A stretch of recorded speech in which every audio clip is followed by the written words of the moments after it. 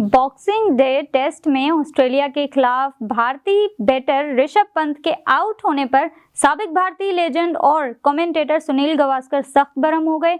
Melbourne में जारी test के तीसरे दिन भारत की पोजीशन कमजोर रही और जब ऋषभ पंत 28 रन बनाकर आउट हुए तो गावस्कर दौरान कमेंट्री गुस्से से फट पड़े। उन्होंने बार बार ऋषभ पंत के फैसले को अहमकाना करार देते हुए कहा कि पंत ने अपनी विकेट खुद गंवाई है और उसे इस सूरत हाल को समझना चाहिए था।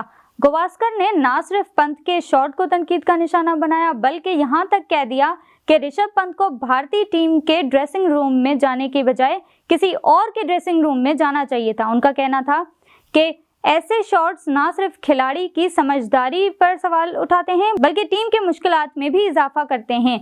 भारत ने दिन के इख्तिताम पर 9 विकेटों के नुकसान पर 358 रन बनाए, लेकिन गावस्कर की तनकीद ऋषभ पंत की कारकर्दगी के साथ भारतीय टीम के फैसलों पर भी सवालिया निशान छोड़ गई। उनका गुस्सा वाज़ेह था कि ऐसे लम्हात में टीम को जिम्मेदाराना खेल की जरूरत होती है।